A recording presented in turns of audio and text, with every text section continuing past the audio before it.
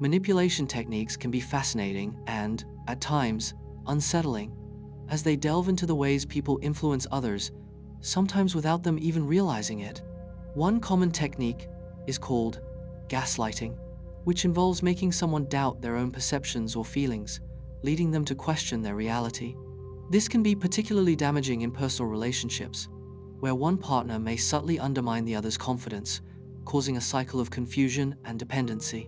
Another technique is foot in the door, where a person starts with a small request, and once that is granted, they follow up with a larger request. This method works because once someone agrees to the initial small request, they are more likely to comply with subsequent, more significant demands, often due to a desire to be consistent in their actions. There's also door in the face, which is the opposite. Here, a person makes a large request that is expected to be refused, followed by a smaller request. This technique often makes the smaller request seem more reasonable by comparison, increasing the chances of compliance. Additionally, social proof plays a significant role in manipulation techniques. This is the idea that individuals will conform to what they believe others are doing, especially in uncertain situations. For instance, if a person sees a crowd gathering around a street performer, they might join in, simply because others are doing so, reinforcing the notion that the performer is worth watching. Similarly, authority can be a powerful manipulator. People often comply with requests when they come from someone perceived as an authority figure, such as a police officer, doctor, or manager, even if the request seems unreasonable or unethical. This obedience can stem from a deep-seated belief in hierarchy and the trust placed in those who hold positions of power. Emotional appeals are also prevalent in manipulation techniques, where the manipulator plays on the emotions of others to achieve their goals. This can range from evoking pity to inspire guilt, making it harder for the target to refuse requests. For instance, someone might share a touching story to elicit sympathy, thereby prompting others to take action or provide support. Additionally, the concept of scarcity can be incredibly effective. When something is perceived as limited or in short supply, people often feel a heightened sense of urgency to obtain it. This is why sales often highlight limited time offers or exclusive deals, as it triggers a fear of missing out, compelling individuals to act quickly.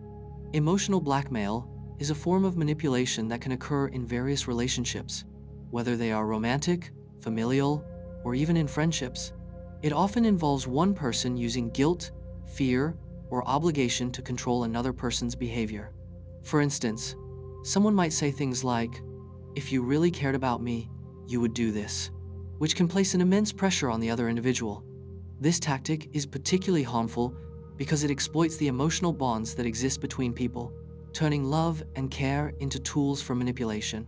Emotional blackmail can lead to feelings of confusion, self-doubt, and even anxiety, as the victim may begin to question their own feelings or priorities, feeling trapped in a cycle of guilt. It's important to recognize the signs of emotional blackmail, as it often starts subtly, with the manipulator testing the waters to see how much control they can exert over their victim. In relationships where emotional blackmail occurs, the manipulator may use a variety of tactics, including threats of withdrawal, silent treatment, or even exaggerating their own distress to elicit sympathy. For example, if someone feels upset because their partner refuses to comply with their demands, they might respond by saying, "I don't know how I can go on if you don't do this for me," placing an overwhelming burden on the other person. This type of manipulation can create a toxic environment where one person feels responsible for the emotional well-being of the other, leading to a power imbalance that can be difficult to escape. One of the key factors in emotional blackmail is the emotional history between the people involved. Often, the manipulator knows the vulnerabilities and triggers of the other person, which allows them to craft their messages in a way that feels almost impossible to resist. They play on their partner's fears and insecurities, making it hard for the victim to stand firm against the manipulation. This dynamic can be particularly damaging, as it can erode trust and intimacy within the relationship, causing long-term emotional scars. Recognizing emotional blackmail can be challenging, especially when the manipulator is someone close to you. It often requires a deep understanding of your own feelings, boundaries, and the dynamics of the relationship. Setting clear boundaries and communicating openly about feelings and expectations are crucial in combating emotional blackmail.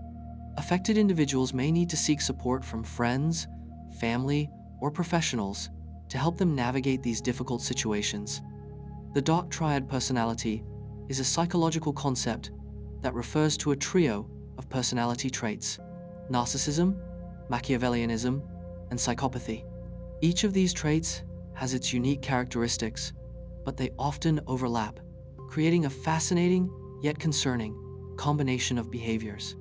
Narcissism, for instance, is marked by an inflated sense of self-importance, a deep need for admiration, and a lack of empathy for others. People with high levels of narcissism may be charming and charismatic, but they often struggle to maintain healthy relationships as they tend to prioritize their own needs above those of others. Machiavellianism, on the other hand, is named after the Renaissance political philosopher Niccolò Machiavelli, who is famous for his views on manipulation and deceit. Individuals exhibiting Machiavellian traits are often cunning, strategic, and willing to use others to achieve their own goals. They can be very persuasive, which allows them to navigate social situations effectively. But their relationships are often superficial, as they view people primarily as tools for their own benefit. Psychopathy, the third trait in the dark triad, is characterized by a lack of empathy, remorse, and guilt. People with high levels of psychopathy can be charming and sociable, but they often engage in risky, impulsive, and sometimes criminal behavior. Their emotional detachment allows them to manipulate others without feeling bad about it, which can make them particularly dangerous in certain contexts. Research has shown that individuals with these traits may be more likely to succeed in certain competitive environments, such as business or politics, where charm, manipulation, and a lack of empathy can give them an edge. However, the same traits that can lead to success in some areas can also result in toxic relationships and negative consequences in personal lives, as they struggle to connect with others on a deeper emotional level. Interestingly, studies suggest that the dark triad traits may be more prevalent in certain professions, particularly those that involve power and influence, such as leadership roles or competitive industries. This raises questions about the ethical implications of these traits in the workplace, as individuals with high levels of narcissism, Machiavellianism, or psychopathy may prioritize their ambitions over the well-being of their colleagues, leading to toxic work environments. Fear-based control refers to a method of influencing people, groups, or societies, primarily through the use of fear, intimidation, and threats. This tactic can manifest in various contexts, including personal relationships, workplaces, and even on a larger scale, such as in political environments. It operates on the psychological principle that fear can be a powerful motivator, often leading individuals to comply with demands or expectations, even if it goes against their better judgment or personal beliefs. In personal relationships, for example, an individual may use fear to manipulate their partner, making them feel anxious about potential consequences if they don't comply, which can create an unhealthy dynamic where one person holds power over another. In workplaces, fear-based control can arise when employers threaten job security, use aggressive criticism, or create a hostile environment, which can lead to decreased employee morale, high turnover rates, and a toxic culture. On a larger scale, governments or leaders may employ fear tactics to maintain control over their populations, often using propaganda, surveillance, or military force to instill fear of dissent or rebellion, which can stifle free speech and limit individual freedoms. Historical examples abound, with totalitarian regimes often relying on fear to sustain their power, using secret police, public executions, or mass surveillance to keep citizens in line. This creates a climate where people are afraid to express their thoughts or challenge authority, leading to compliance out of fear rather than genuine agreement. Additionally, fear-based control can also appear in social movements, where certain factions may use fear of social ostracization or violence to maintain loyalty and discourage dissent within their ranks. The effects of such control can be deep and long-lasting, leading to a culture of silence, where individuals feel they cannot speak out or seek help, further perpetuating the cycle of fear and obedience. Interestingly, while fear can be effective in the short term, research shows that it may not be sustainable for long-term compliance or loyalty. People often respond better to positive reinforcement, trust, and open communication. When fear is the primary motivator, it can lead to resentment, rebellion, or disengagement when the opportunity arises. This is why many organizations and leaders are shifting towards more supportive, inclusive approaches, recognizing that fostering an environment of trust and respect can lead to more meaningful and lasting connections. In the digital age, the mechanisms of fear-based control have evolved, with social media and the internet providing new platforms for manipulation. Online harassment, cyberbullying, and disinformation campaigns, deceptive charisma refers to the ability of certain individuals, often leaders or public figures, to captivate and charm others, while potentially masking their true intentions or underlying motives. This concept is particularly fascinating because it highlights the duality of human interaction, where charm can be both a tool for connection and a weapon for manipulation. Many historical figures, from politicians to cult leaders, have exhibited this trait, using their charm to draw people in, only to exploit their trust for personal gain. Psychologically, this phenomenon is linked to the concept of emotional intelligence, where a person's ability to read others' emotions and respond appropriately can be used to create a sense of rapport, making them seem trustworthy and likable. However, behind this facade, there may lurk a lack of genuine empathy or ethical concern, leading to harmful consequences for those who fall under their spell. Studies in social psychology suggest that people often underestimate the impact of charisma, believing that they are immune to its effects, which can lead to poor decision-making when choosing leaders or partners. The allure of a charismatic individual can cloud judgment, making it difficult for people to see red flags or warning signs of deceit. This is particularly relevant in contexts like politics, where a charismatic leader may promise change and progress, but once in power, may prioritize personal interests over public good.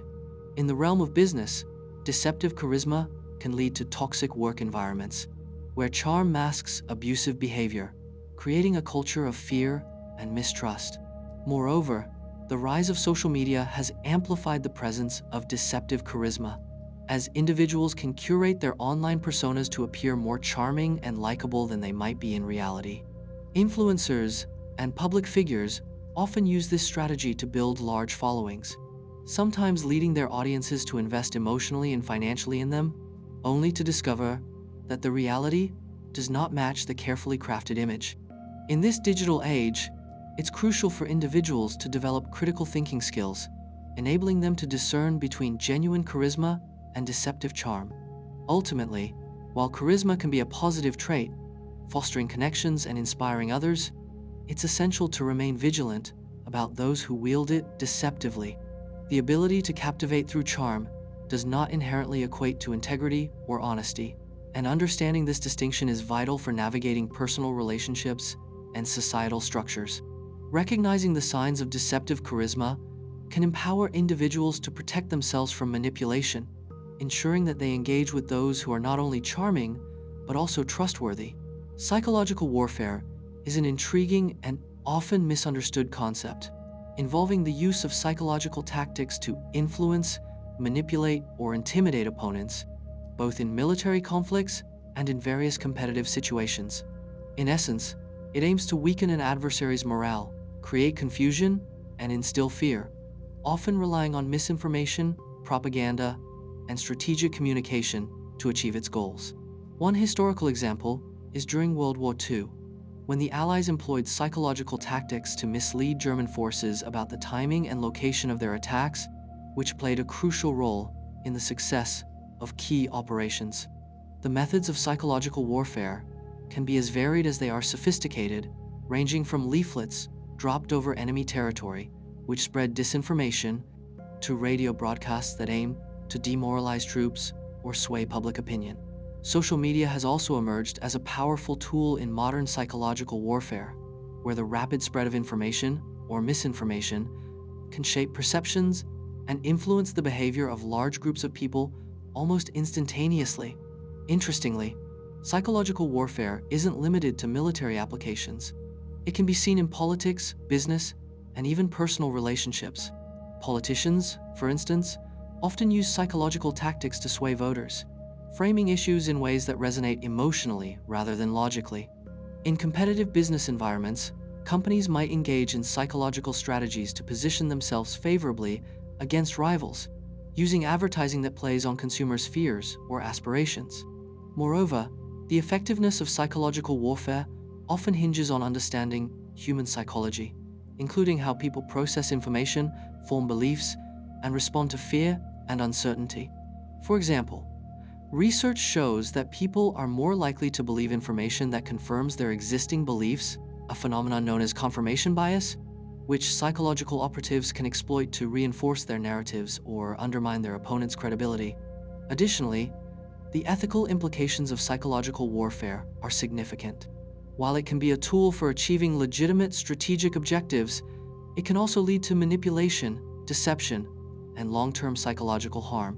The line between persuasion and coercion can sometimes blur, raising questions about the morality of using psychological tactics, especially when they can cause real distress or suffering among individuals and communities. As technology advances, the landscape of psychological warfare continues to evolve. The rise of artificial intelligence and data analytics allows for highly targeted campaigns that can tailor messages to specific audiences with unprecedented precision. Such developments raise concerns about privacy, as individuals' data is used to influence their thoughts and actions without their knowledge or consent. Cognitive dissonance is a fascinating psychological concept, often experienced by individuals when they hold conflicting beliefs, attitudes, or values, leading to a feeling of discomfort. This discomfort prompts people to either change their beliefs, justify their actions, or avoid new information that contradicts their existing views. For instance, imagine someone who smokes cigarettes but also knows that smoking is harmful to their health. This individual may experience cognitive dissonance because their behavior, smoking, conflicts with their knowledge that it is dangerous. To reduce this dissonance, they might rationalize their smoking by saying, "My grandfather smoked and lived to be 90," or they might decide to quit smoking altogether to align their behavior with their health beliefs. The concept was first introduced by psychologist Leon Festinger in the 1950s, and it has since become a cornerstone of social psychology, influencing various fields, including marketing, decision-making, and even politics. In marketing, advertisers often exploit cognitive dissonance by creating situations where consumers feel uneasy about not owning a product, encouraging them to make a purchase to resolve that discomfort. For example, if someone buys an expensive car, they might experience dissonance if they then hear negative reviews about that car. To resolve this, they might focus on the car's positive aspects, convincing themselves that their choice was the right one. Cognitive dissonance can also play a significant role in personal relationships. When individuals find themselves in situations where their actions conflict with their values, such as cheating on a partner while believing in commitment, they may experience intense emotional turmoil. To cope, they might downplay the importance of their values, telling themselves that everyone makes mistakes, or they might choose to end the relationship to realign their actions with their beliefs. This psychological tension can lead to significant changes in behavior or even shifts in core beliefs, as people strive to achieve internal consistency. One interesting aspect of cognitive dissonance is its role in the process of attitude change. When people are confronted with new information that contradicts their beliefs, rather than accepting this information, they may find themselves rejecting it outright, clinging even more tightly to their original views. This can be observed in various social and political contexts, where people may disregard scientific evidence in favor of their preconceived notions. For example, during discussions about climate change, individuals who are skeptical may ignore data that contradicts their beliefs.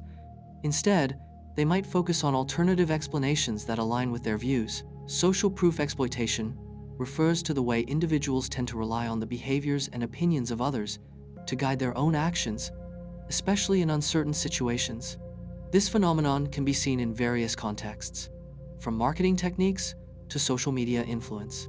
For instance, when people see that a product has many positive reviews, they might be more inclined to purchase it, thinking that if so many others like it, it must be good. This is particularly noticeable in online shopping, where consumer ratings and testimonials play a crucial role in decision-making. However, it can also lead to manipulation, as companies may fabricate reviews or use fake testimonials to create a false sense of popularity, thereby exploiting this psychological tendency for profit. In social media, influencers harness social proof by showcasing their large followings, likes, and comments to suggest that their opinions are valuable or that products they endorse are worth trying. This can create a bandwagon effect, where individuals feel pressured to conform to the choices of those they admire online. The more likes or shares a post receives, the more others may feel compelled to engage with it, driven by the belief that if many people endorse something, it must be of high quality. This exploitation of social proof can extend to political opinions, where individuals may change their views based on what they perceive to be the popular stance, rather than forming their own based on research or personal beliefs. Moreover, social proof exploitation can manifest in peer pressure situations, particularly among teenagers, where the desire to fit in can lead to risky behaviors simply because others are doing it. This highlights the dual nature of social proof. While it can help individuals make informed decisions in some cases, it can also lead them astray if they are not critical of the information being presented. For example, it is common to see people sharing viral challenges or trends without fully understanding the consequences, simply because they see their friends or favorite celebrities participating. In the health sector, social proof can be utilized positively, such as when people adopt healthier lifestyles after seeing others, especially public figures, promote fitness or wellness activities. However, this can also turn negative if misinformation spreads, where individuals might follow harmful trends because they see others doing so, often exacerbated by the rapid pace at which information circulates on social media. Finally, in the context of workplace environments, social proof can influence employee behavior, where the actions of peers can shape work ethics and productivity levels. If a team observes that their colleagues are putting in extra effort or collaborating more effectively, social proof exploitation refers to the way individuals tend to rely on the behaviors and opinions of others to guide their own actions, especially in uncertain situations. Cult influence tactics are often subtle yet highly effective methods used to recruit, retain, and manipulate individuals within a group. One of the key tactics is love bombing, where new members are showered with affection, attention, and praise, creating a sense of belonging and acceptance that can be hard to resist. This overwhelming positivity can lead individuals to feel a deep emotional connection to the group, making it difficult for them to leave, as they may fear losing that support. Another common tactic is the use of isolation, where members are encouraged to distance themselves from friends, family, and outside influences, creating an environment where the group's beliefs and practices are the only reality they know. This isolation can be both physical and emotional, reinforcing dependency on the group while limiting exposure to alternative viewpoints. Additionally, cults often employ high-pressure techniques during recruitment, where potential members are subjected to intense emotional experiences, such as workshops or retreats that are designed to evoke strong feelings of vulnerability and urgency. These experiences can create a sense of urgency, pushing individuals to make quick decisions about joining the group, often before they can fully understand what they are getting into. Moreover, cults frequently use a system of rewards and punishments to control behavior. Members who conform to the group's expectations are often rewarded with approval and status, while those who question or dissent may face social ostracism or other punitive measures, thus reinforcing compliance. Another tactic involves the use of charismatic leaders who often position themselves as the ultimate authority on spiritual or existential matters, creating a dynamic where followers feel compelled to trust and obey their guidance without question. This can lead to a kind of cognitive dissonance, where members rationalize their experiences and any discomfort they may feel about the group's practices, convincing themselves that they are part of something greater, something that transcends ordinary life. Language can also play a crucial role in cult influence, as many groups develop their own jargon or terminology that fosters a shared identity, while simultaneously alienating outsiders, further solidifying the group's internal cohesion. In addition, many cults utilize the principle of commitment and consistency, where once individuals make a small commitment to the group, they are more likely to comply with larger requests, gradually increasing their involvement. This can lead to a slippery slope, where initial, seemingly harmless commitments escalate into deeper engagement, making it harder for individuals to extricate themselves from the group. Fear can also be a powerful tool, as cults often instill a sense of impending doom. Bait-and-switch strategies are intriguing tactics often used in marketing, where a business advertises a product or service at a low price to attract customers. But once they show interest, the product is unavailable, or they are encouraged to purchase a more expensive item instead. This method can be quite deceptive, as it lures consumers in with the promise of a great deal, only for them to face unexpected conditions once they arrive. In many cases, the advertised product might not even exist, or it may be of significantly lower quality than what was promoted, prompting customers to settle for something that doesn't meet their initial expectations. The origins of the bait-and-switch strategy can be traced back to the early 20th century, when businesses began to recognize the power of advertising in drawing in potential buyers. It became a controversial practice, as many consumers felt cheated when they discovered the truth behind the promotion. In response to these tactics, various consumer protection laws were established to safeguard individuals from deceptive advertising practices. In the United States, the Federal Trade Commission, or FTC, actively regulates advertising to prevent these kinds of misleading strategies. Despite regulations, the bait-and-switch tactic continues to occur in various forms, particularly in industries like electronics, automobiles, and retail. For example, a car dealership might advertise a low-priced vehicle, but when customers arrive, they find that the car is no longer available, or they are encouraged to consider a more expensive model, often with the promise of better features or financing options. This creates frustration for consumers who feel that they have been misled, and it can damage the reputation of the businesses involved. Interestingly, the effectiveness of bait-and-switch tactics can vary widely depending on the industry and the specific execution of the strategy. Some businesses might find short-term success, drawing in many customers with low prices, but they often face backlash as word spreads about their practices. Online retailers, too, have adapted these strategies, sometimes advertising limited-time offers that create a sense of urgency, but when customers click through, they encounter higher prices or additional fees. It's worth noting that while bait-and-switch tactics can lead to immediate sales, they often result in long-term consequences, including loss of customer trust and legal ramifications. Many consumers are becoming more savvy and aware of these tactics, leading to a demand for transparency and honesty in advertising. As a result, businesses that rely on bait-and-switch strategies may find themselves at a disadvantage in an increasingly informed marketplace. Hate speech and propaganda are two interconnected phenomena that have gained significant attention in recent years, especially with the rise of social media, where ideas can spread rapidly, often without the necessary context or verification. Hate speech is generally defined as speech that incites violence or prejudicial action against a particular group, or that disparages or intimidates individuals based on attributes such as race, religion, sexual orientation, or nationality. This type of speech, while protected in some jurisdictions under free speech laws, can lead to real-world consequences, creating a toxic environment that fosters discrimination, violence, and division within communities. The impact of hate speech extends beyond mere words.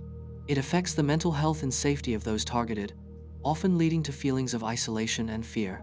On the other hand, propaganda refers to information, often biased or misleading, that is used to promote a particular political cause or point of view. It can employ various techniques, such as emotional appeals, selective facts, or even outright falsehoods, to shape public opinion and influence behavior. Governments, organizations, and even individuals have utilized propaganda throughout history, especially during times of war or political upheaval. The aim is to control the narrative and manipulate perceptions, whether to rally support for a war, justify actions, or discredit opponents. In the digital age, the lines between hate speech and propaganda have blurred, with social media platforms becoming breeding grounds for both. Algorithms designed to maximize engagement can inadvertently promote content that is sensational, polarizing, or inflammatory, often prioritizing shock value over truthfulness. This has raised concerns about the role of tech companies in moderating content as they grapple with the challenge of balancing free expression and the need to protect users from harmful rhetoric. Moreover, the spread of misinformation is often intertwined with hate speech, as false narratives can exacerbate existing prejudices and fuel hatred against marginalized groups. For example, during crises such as pandemics or political elections, misinformation can spread like wildfire, leading to increased fear and hostility. The rise of fake news has made it increasingly difficult for individuals to discern credible sources from those that promote hate or misinformation, underscoring the importance of media literacy in today's society. In many cases, governments and organizations have taken steps to combat hate speech and propaganda, implementing laws and regulations to limit their spread, but these measures often come with their own set of challenges. Determining what constitutes hate speech can be subjective, leading to debates over censorship, and the hate speech and propaganda are two interconnected phenomena that have gained significant attention in recent years, especially with the rise of social scapegoating. Mechanisms are fascinating social and psychological phenomena, where individuals or groups unfairly blame another person or group for their problems, hardships, or failures, often to divert attention from the real issues at hand. This behavior can be seen throughout history, in various cultures, and in many different contexts, from politics to everyday life. The term scapegoat originally comes from an ancient ritual described in the Bible, where a goat was symbolically burdened with the sins of the people and then sent away into the wilderness, representing the idea of transferring guilt and responsibility to another entity. In modern society, scapegoating can take many forms, including blaming specific ethnic or social groups for economic downturns, crime rates, or social unrest, often without any factual basis.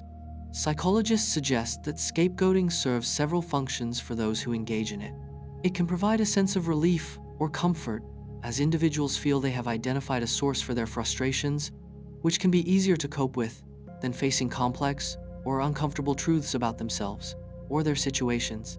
It can also foster a sense of unity among those doing the scapegoating, as they bond over a shared target of blame, which can create an us versus them mentality. This can be especially potent in times of crisis or uncertainty, where individuals may feel an increased need to find someone to blame, often leading to feelings of hostility and division.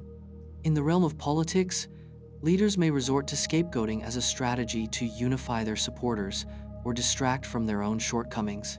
By directing public anger or fear toward a specific group, they can rally their base and deflect criticism. This tactic has been used throughout history, with tragic consequences, often leading to discrimination, violence, or even genocide against the scapegoated group. In everyday situations, scapegoating can occur in workplaces, families, and social circles, where individuals may blame coworkers for failures on a project or family members for personal issues, rather than addressing the underlying problems. This dynamic can create toxic environments filled with miscommunication and resentment, as the real issues remain unaddressed. It's important to recognize these patterns and understand that scapegoating ultimately hinders progress and healing, both for individuals and communities. Interestingly, there are also potential psychological benefits to confronting the urge to scapegoat. By encouraging individuals and groups to face their own issues and take responsibility for their actions, there can be a shift toward more constructive dialogue. And scapegoating mechanisms are fascinating social and psychological phenomena, where individuals or groups unfairly blame another person or group for their problems, hardships, or failures, often to divert attention from the real issues at hand. This behavior can be seen throughout history. In various cultures, guilt can be a powerful emotion, influencing our behavior and decision-making in profound ways, and it often plays a significant role in our relationships with others. When we feel guilty, we may seek to alleviate that feeling by attempting to control situations or people around us, often as a way to restore balance or seek forgiveness. This need for control can manifest in various forms, such as over-apologizing, trying to fix problems that may not be ours to solve, or even manipulating circumstances to avoid facing the guilt head-on. This dynamic is particularly interesting in social psychology, where researchers have examined how guilt can lead to prosocial behavior. For instance, when we feel guilty about hurting someone or not meeting their expectations, we may go out of our way to help or support them in an attempt to alleviate our own discomfort. This phenomenon can create a cycle where the more we try to control others' perceptions of us, the more we may actually reinforce our feelings of guilt, leading to a complex interplay of emotions and behaviors. Moreover, the role of guilt in control is evident in various contexts, such as parenting, where guilt can drive parents to be overly permissive or to smother their children with attention as they seek to make up for perceived shortcomings. In workplaces, leaders might manipulate situations to avoid feeling guilty about decisions that hurt their teams, leading to a toxic environment where employees feel they must walk on eggshells to avoid triggering guilt in their superiors. Interestingly, guilt can also be used as a tool for control by others. For example, in relationships, one partner might invoke guilt to manipulate the other into compliance, creating an unhealthy dynamic that can lead to resentment and a breakdown of trust. This raises questions about the ethical implications of using guilt as a means of influence, as it can lead to long-term emotional damage and a lack of genuine connection. In therapy and counseling, addressing guilt is crucial for healing and personal growth. Many therapeutic approaches focus on helping individuals recognize and process their feelings of guilt, encouraging them to let go of the need to control their environment or the people around them. By understanding the roots of their guilt, individuals can learn to set healthier boundaries and foster more authentic relationships, free from the burdens of manipulation and control. Ultimately, guilt serves as both a motivator and a barrier in our lives, shaping how we interact with others and ourselves. Recognizing its influence can empower us to move towards healthier, more balanced relationships, where guilt can be a powerful emotion, influencing our behavior and decision-making in profound ways, and it often plays a significant role in our relationships with others. When we feel guilty, we may seek to alleviate that feeling by attempting to control situations or people around us, often as a way to restore balance or seek forgiveness. Narcissistic abuse dynamics refer to the complex patterns of behavior and interaction that occur in relationships involving a narcissistic individual, often characterized by manipulation, emotional control, and a lack of empathy. In these relationships, the narcissist often employs tactics such as gaslighting, which is a form of psychological manipulation that causes the victim to doubt their own reality or perceptions. This can leave individuals feeling confused, anxious, and even questioning their own sanity. The narcissistic partner may alternate between idealizing their victim, showering them with affection and praise, and then devaluing them, using harsh criticism and blame. This push and pull dynamic creates a cycle of highs and lows, keeping the victim emotionally invested while simultaneously undermining their self-esteem. Another critical element in these dynamics is the concept of love bombing, where the narcissist initially overwhelms the victim with affection, attention, and gifts to create an emotional bond. This can make it very difficult for the victim to recognize the harmful patterns that emerge later, as they may feel a strong attachment based on the early experiences of love and validation. Moreover, narcissists often employ a strategy called hoovering, which involves attempts to pull the victim back into the relationship after a breakup, using manipulation and deceit to regain control, often leading the victim to feel trapped in a cycle of abuse. Victims of narcissistic abuse may find themselves isolated from friends and family, as the narcissist often seeks to control their social interactions, painting a false narrative to others about the victim's behavior or character. This isolation can exacerbate feelings of loneliness and helplessness, making it even harder for the victim to escape the abusive relationship. The emotional toll of such abuse can lead to long-term psychological effects, including anxiety, depression, and even post-traumatic stress disorder, as the victim struggles to reclaim their sense of self-worth and identity. Understanding the dynamics of narcissistic abuse is essential, not only for those who may be directly affected, but also for friends and family members who might notice changes in their loved one's behavior or emotional well-being. It is crucial to recognize the signs of narcissism, such as an excessive need for admiration, a lack of empathy, and a tendency to exploit others for personal gain, as these traits can signal potential emotional abuse. Supporting victims often involves encouraging them to seek professional help, providing a safe space for them to share their experiences, and reminding them that they are not alone in their struggles. Overall, awareness and education about narcissistic abuse dynamics refer to the complex patterns of behavior and interaction that occur in relationships involving isolation as a manipulation tool is a concept that has been studied extensively in psychology, particularly in the context of abusive relationships, cults, and even in certain workplace environments. Essentially, it refers to the practice of separating an individual from their support systems, such as family, friends, or community, to exert control over them. The idea is that when a person is isolated, they become more dependent on the manipulator for emotional support, validation, and decision-making, which can lead to a significant power imbalance. This manipulation technique can manifest in several ways, often beginning subtly. For instance, an abuser might initially express concern for their partner's well-being, suggesting that friends or family are a negative influence. Over time, they may create scenarios where the individual feels compelled to choose between their loved ones and the abuser, leading to a gradual withdrawal from those important relationships. This method can be particularly effective, as it often plays on the individual's fears and insecurities, making them more reliant on the manipulator. In high-control groups, such as cults, isolation is a fundamental tactic used to maintain loyalty and obedience among members. New recruits might find themselves distanced from their previous lives, including their family and friends, as the group emphasizes the importance of their new community. This creates an echo chamber effect, where the beliefs and values of the group are reinforced, making it increasingly difficult for individuals to think critically or challenge the status quo.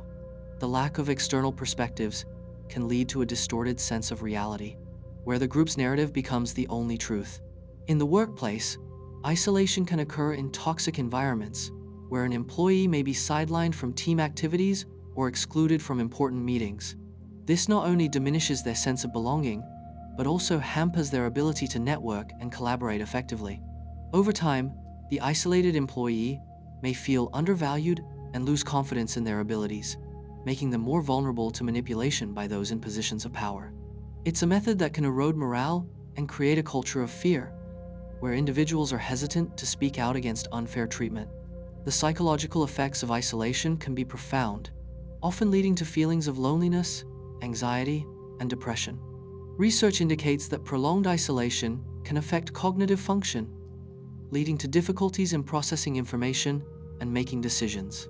The brain, when deprived of social interaction, can go through significant changes, impacting emotional regulation and overall mental health.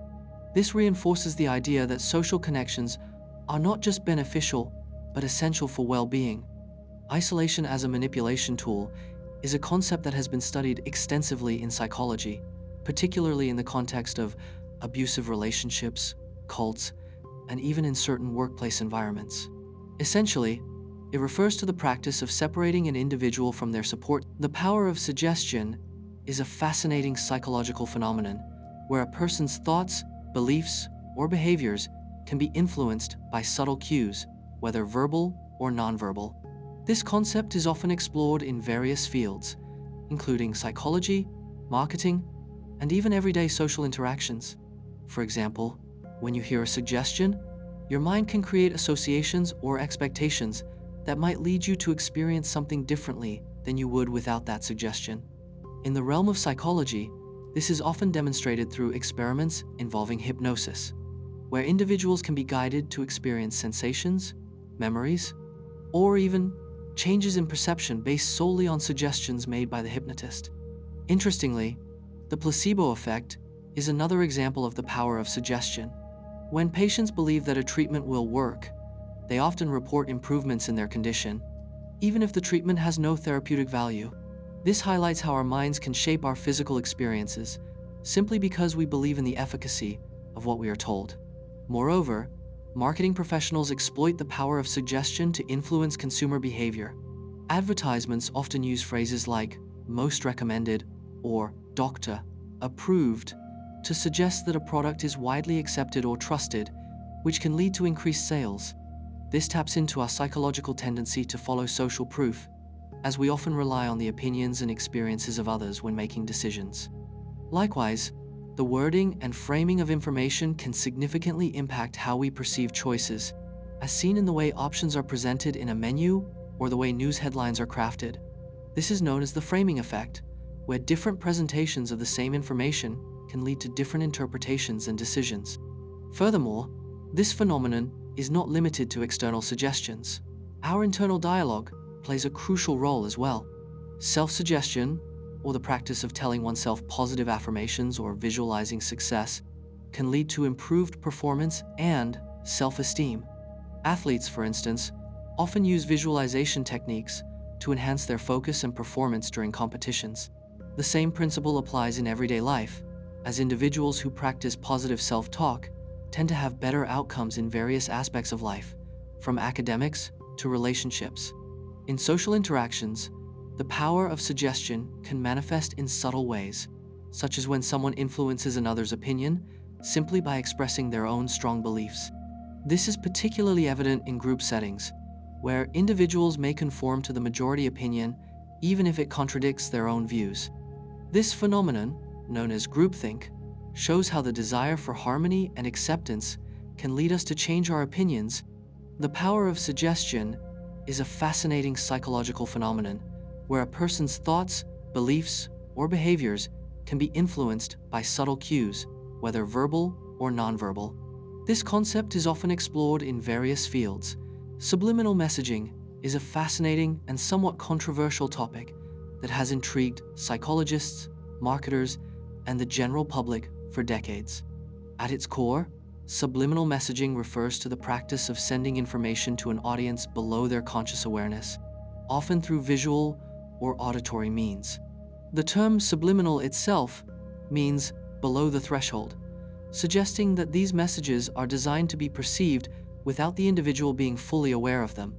The idea gained significant attention in the 1950s, particularly after a study claimed that flashing messages like "eat popcorn" or "drink Coca-Cola" during a movie could influence viewers' choices, even though they didn't consciously register seeing the messages. However, this study was later criticized for its lack of scientific rigor and reproducibility, leading many to question the validity of subliminal advertising. Despite the skepticism surrounding the effectiveness of subliminal messaging, it has found its way into popular culture and is often depicted in films and television, creating an aura of mystery and intrigue.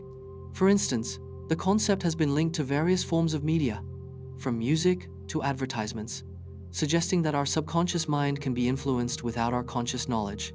Some researchers have explored how subliminal messages can be used in self-help and motivational contexts, proposing that positive affirmations, when delivered subliminally, could potentially help individuals change their attitudes or behaviors. Yet, it's important to note that the scientific evidence supporting these claims remains mixed, with many studies failing to demonstrate significant effects. Moreover, the ethical implications of subliminal messaging have sparked debates among scholars and consumers alike. If subliminal messages can indeed influence behavior, should they be used in advertising, or does this cross a moral line? The question of consent arises, as consumers may not be aware that they are being targeted in this way. This has led to calls for regulations on the use of subliminal messaging in advertising, with some countries outright banning the practice. Despite these controversies, subliminal messaging continues to be a topic of interest, with many people curious to understand how their subconscious mind works and how it might be influenced. In addition to marketing, subliminal messages have been explored in various therapeutic settings, where they are believed to help individuals overcome challenges such as anxiety, phobias, or even smoking cessation. Although some practitioners assert that subliminal techniques can aid in personal development, mainstream psychology remains cautious, emphasizing that conscious effort and awareness are crucial for meaningful change. This highlights an interesting paradox. While our subconscious mind plays, subliminal messaging is a fascinating and somewhat controversial topic that has intrigued psychologists, marketers, and the general public for decades. At its core, subliminal messaging refers to the practice. The Dunning-Kruger effect is a fascinating psychological phenomenon that explains a common bias in human judgment, particularly regarding self-assessment of skills and abilities. Named after psychologists David Dunning and Justin Kruger, who first identified it in a study published in 1999, this effect describes how individuals with low ability, knowledge, or experience in a particular area often overestimate their competence, while those who are more skilled tend to underestimate their abilities. This discrepancy occurs because, without the necessary expertise, the less knowledgeable individuals lack the insight needed to recognize their own limitations. For instance, a person who is just starting to learn a new language might feel quite confident that they are fluent despite their limited vocabulary and grammar skills. Conversely, someone who has spent years mastering that language may be more aware of the complexities involved, leading them to doubt their own proficiency, even if they are indeed quite skilled. This phenomenon can be seen in various fields, from academics to sports, where individuals may not fully grasp their own level of competence compared to others. It highlights the importance of self-awareness and the ability to evaluate one's own skills accurately, which can be quite challenging. Interestingly, the Dunning-Kruger effect has implications beyond just personal perception. It can influence decision-making processes in workplaces, education, and even politics, as overconfident individuals may take on roles or responsibilities for which they are ill-suited. This can lead to poor outcomes since they might not recognize the need for help or further learning. The effect serves as a reminder that gaining expertise often comes with a more nuanced understanding of what one does not know, making the journey of learning both humbling and enlightening. In social situations, the Dunning-Kruger effect can manifest in conversations or debates, where individuals who lack knowledge on a topic are often the most vocal, believing they hold valuable insights, while those with deeper understanding might choose to listen more than speak, aware of the complexities involved. This can create a dynamic where misinformation spreads more easily, as self-assuredness can sometimes overshadow factual accuracy. Understanding the Dunning-Kruger effect can not only help individuals recognize their own cognitive biases, but also encourage a culture of humility and continuous learning, where asking questions and seeking guidance is valued over the mere display of confidence. It opens up a conversation about the value of expertise and the necessity of acknowledging what we do not know, fostering an environment where people feel safe to share their uncertainties and learn from one another. The Dunning-Kruger effect is a fascinating psychological phenomenon that explains a common bias in human judgment, particularly regarding self-assessment of skills and abilities. Named after psychologists David Dunning and Justin Kruger, who first identified it in a study published in 1000, social engineering techniques are fascinating methods that exploit human psychology to manipulate individuals into revealing confidential information or to perform actions that may compromise security. One of the most common techniques is phishing, where attackers send emails that appear to be from trustworthy sources, prompting users to click on malicious links or provide sensitive data. This practice is especially effective, as it preys on people's natural instincts to trust familiar brands or colleagues, creating a sense of urgency that often leads to hasty decisions. Another technique, known as pretexting, involves creating a fabricated scenario to engage a target, often by impersonating someone they trust, such as a colleague or an authority figure. This method is particularly dangerous because it can lead individuals to divulge personal information or access credentials, believing they are helping someone they know. Baiting is another intriguing social engineering tactic, where attackers offer something enticing, like free software or a downloadable file, to lure victims into a trap. This approach often leads to the installation of malware on a user's device, compromising their security without them even realizing it. Similarly, quid pro quo is a technique where an attacker promises a benefit in exchange for information, such as offering technical support in return for login details. This creates a false sense of security, as victims feel they are receiving something valuable while inadvertently giving away access to their systems. A less common but effective technique is tailgating, where an unauthorized person gains physical access to a restricted area by following an authorized individual. This method relies on social norms, such as politeness or trust, making it surprisingly effective. Another technique, known as shoulder surfing, involves watching someone enter sensitive information, like passwords or PINs, over their shoulder. This can occur in public places, where individuals may not realize they are being observed, leading to unintentional data breaches. Scareware is a more recent phenomenon, where attackers use fear tactics to manipulate victims, often by warning them that their device is infected with malware unless they download a specific program. This can lead to financial loss, as individuals may pay for unnecessary services or software. Furthermore, social media has opened up new avenues for social engineering, with attackers gathering information from profiles to craft personalized attacks that seem legitimate, making it easier to deceive targets. The rise of deepfake technology has also introduced a new layer to social engineering, as attackers can create realistic audio or video impersonations of individuals, making it even more challenging to discern genuine communications from fraudulent ones. As technology evolves, so do social engineering techniques are fascinating methods that exploit human psychology to manipulate individuals into revealing confidential information or to perform actions that may compromise security. One of the most common techniques is phishing, where attackers send emails that appear to be from trustworthy sources, prompting users to click on malicious links or provide psychological projection is a fascinating concept in psychology, often described as a defense mechanism where individuals attribute their own undesirable feelings, thoughts, or motives to someone else, rather than acknowledging them in themselves. This can manifest in various ways, such as when someone who harbors feelings of anger or jealousy accuses another person of being angry or jealous, creating a sort of psychological shield. The roots of this mechanism can be traced back to the early theories of Sigmund Freud, who proposed that defense mechanisms serve to protect the ego from anxiety and uncomfortable emotions. Projection can occur in many contexts, from personal relationships to workplace dynamics. For instance, in romantic relationships, one partner might project their insecurities onto the other, claiming they are untrustworthy or unfaithful, when in fact, it is the projector who is struggling with trust issues. This can lead to misunderstandings and conflicts, as the person on the receiving end may feel unjustly accused or confused by the sudden shift in focus onto their supposed faults. Interestingly, projection can also be seen in larger social contexts, such as politics or media.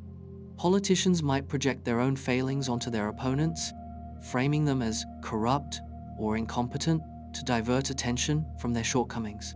This tactic can be effective in shaping public perception, as it allows individuals to rally support while deflecting criticism. On a psychological level, projection often stems from an inability to confront one's own negative traits or emotions. By projecting these feelings onto others, individuals can maintain their self-image, avoiding the discomfort of self-reflection. This can be particularly prevalent in people who have low self-esteem or who struggle with self-acceptance, as they may find it easier to criticize others than to face their own issues. Furthermore, projection is not always negative. It can sometimes lead to a deeper understanding of oneself. For example, when someone recognizes a trait they dislike in others, it may prompt them to reflect on why they feel that way, potentially leading to personal growth. However, if projection is consistently used as a defense mechanism, it can hinder relationships and personal development, creating a cycle of blame and avoidance. Recognizing projection in oneself can be challenging, as it often operates unconsciously.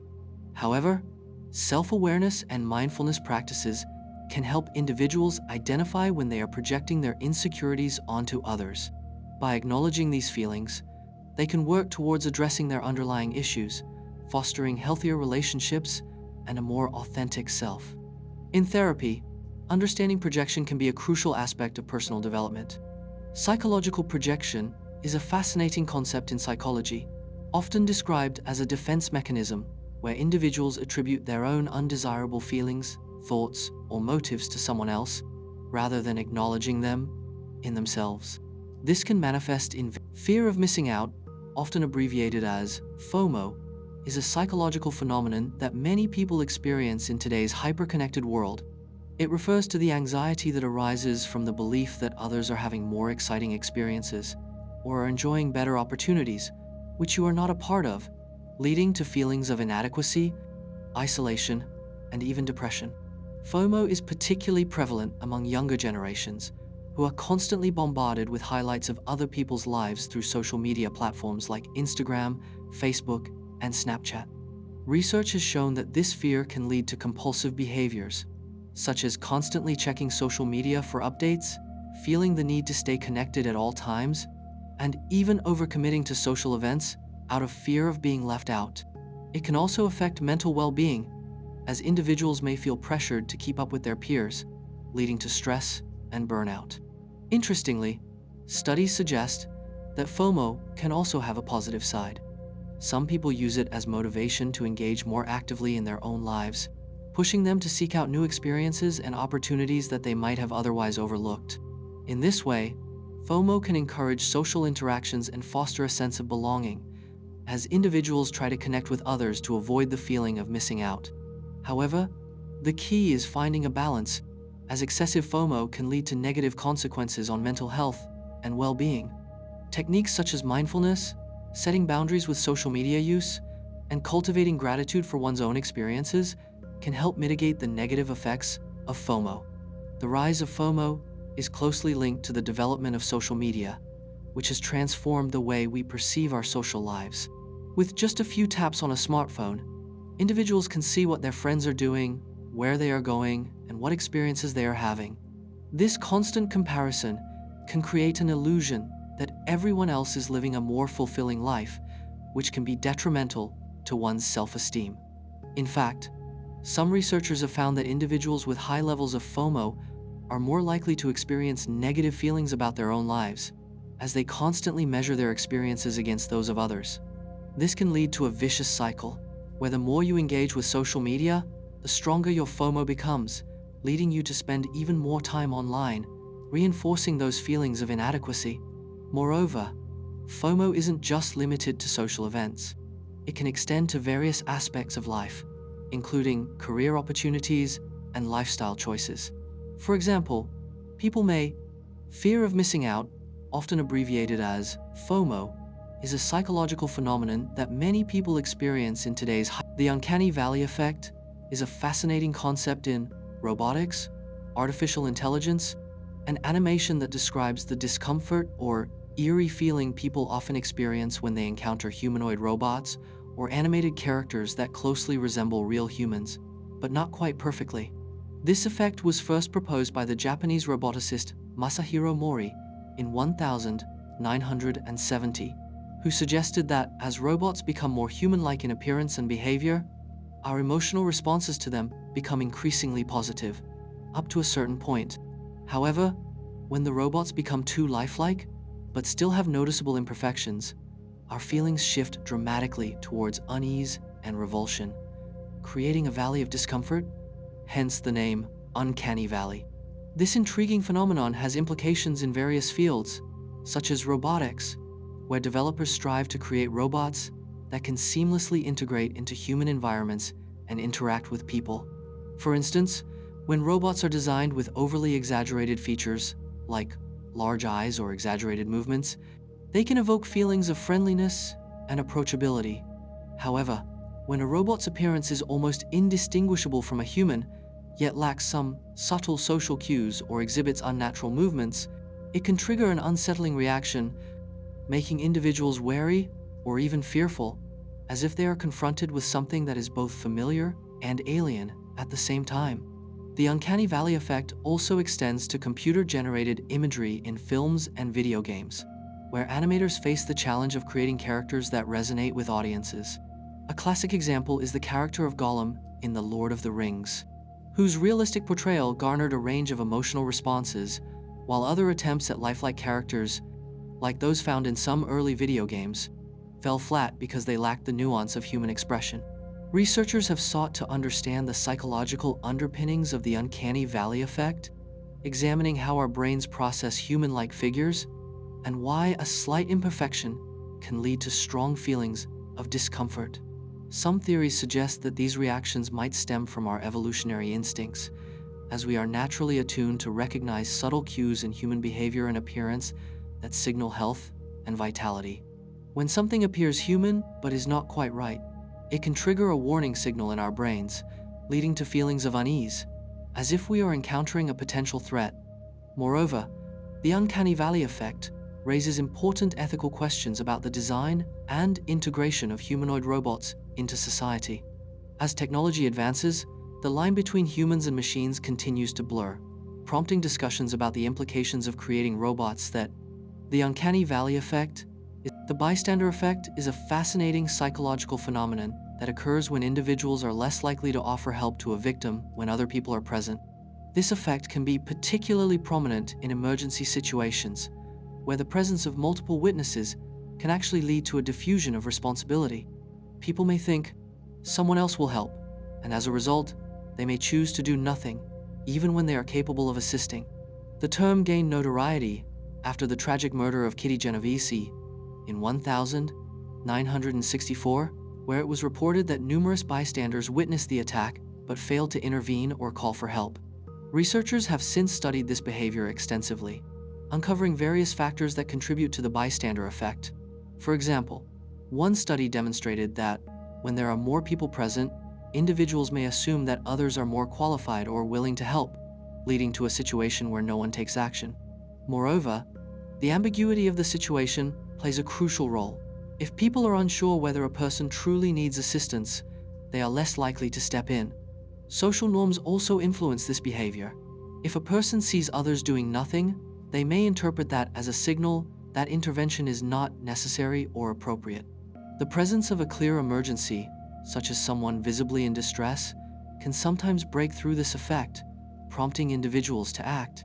Additionally, personal characteristics, such as empathy and past experiences, can influence a person's likelihood of helping. Interestingly, studies have shown that people are more likely to intervene if they have a personal connection to the situation, or if they are in a small group, as this creates a sense of unity and shared responsibility. Furthermore, the bystander effect can be mitigated if individuals are specifically called upon to help, as direct requests can bypass the hesitation that often accompanies ambiguous situations. In recent years, awareness campaigns have sought to educate the public about this phenomenon, encouraging individuals to take action rather than rely on others. Understanding the bystander effect is crucial, not only for improving responses in emergencies, but also for fostering a culture of responsibility and proactive assistance in our communities. This psychological insight highlights the importance of individual agency in group settings, reminding us that every person has the power to make a difference,